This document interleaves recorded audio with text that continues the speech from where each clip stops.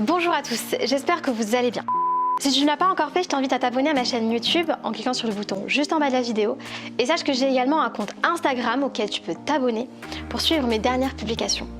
Je voulais parler aujourd'hui d'une différence fondamentale entre la confiance en soi, l'amour de soi et ce que j'appelle être dans un état de toute puissance. Il y a des personnes qui vont penser que chercher à avoir de l'amour pour soi, chercher à avoir de la confiance en soi, c'est une manière de s'enorgueillir, c'est une manière de considérer qu'on est supérieur, de se nourrir mal, de nourrir son ego. Et je vais expliquer comment l'amour de soi, la confiance en soi peut contribuer à générer du bonheur dans notre vie et à quel point c'est fondamental d'être sur ce chemin pour retrouver confiance en soi, pour s'aimer. D'un côté, on a l'amour de soi, de l'autre, on a le sentiment de toute puissance. Et il faut bien distinguer les deux. Il y a une manière qui peut permettre de différencier radicalement ces deux notions. Quand on est dans l'amour de soi, on va s'aimer, on va s'estimer, mais dans le respect de l'espace de l'autre.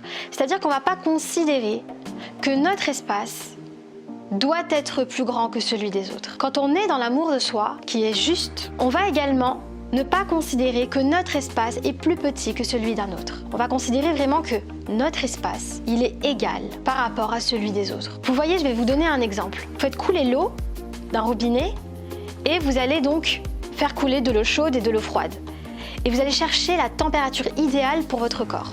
C'est ce point zéro, ce juste équilibre entre le chaud et le froid. Ce qui fait que si vous mettez trop d'eau chaude, vous allez vous brûler. Si vous mettez trop d'eau froide, ça ne va pas être agréable pour votre corps.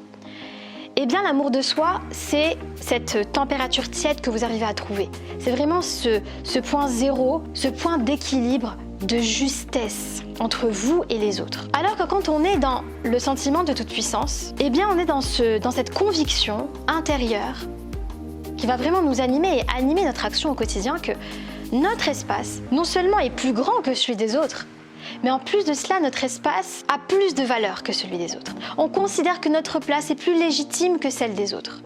Alors on ne va pas respecter les autres. On ne va pas respecter l'intégrité psychologique des autres. Quand on est dans ce sentiment de toute puissance, c'est cette eau chaude, brûlante en fait. La personne va se brûler elle-même, mais elle va aussi brûler les autres, parce qu'elle va pas être dans la bonne température. Et à côté de ce sentiment de toute puissance, il va y avoir aussi ce sentiment où, au contraire, d'infériorité. Un sentiment vraiment où on considère qu'on n'est pas légitime, qu'on est moins légitime. Eh bien, c'est l'autre versant. Il y a d'un côté, je me brûle trop fort et je brûle les autres en même temps. Quand on est dans ce sentiment de supériorité par rapport à l'autre, de toute puissance par rapport à l'autre.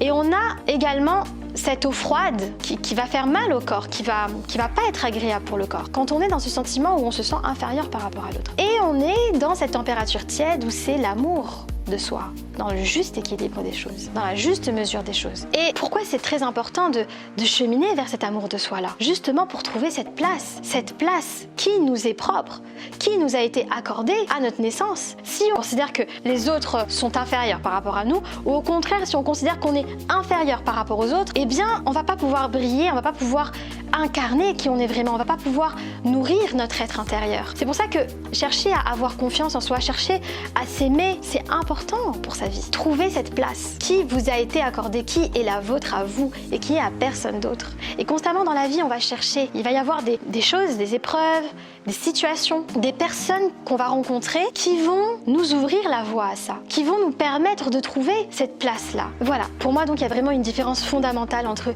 cet amour de soi, le fait de s'aimer et le sentiment qu'on ressent de toute puissance, où on n'est pas réglé. Je te remercie pour avoir écouté cette vidéo jusqu'à la fin. T'as plu, j'espère vraiment que ça a pu t'éclairer sur certaines choses. Et n'hésite pas si tu as des commentaires à faire, si tu as des avis à donner par rapport à ce thème-là, tu peux les poser juste en bas de la vidéo. Tu peux m'envoyer également un message privé si tu as besoin vraiment de discuter par rapport à cette thématique que je trouve réellement passionnante. Je te remercie et je te dis à très bientôt pour une prochaine vidéo.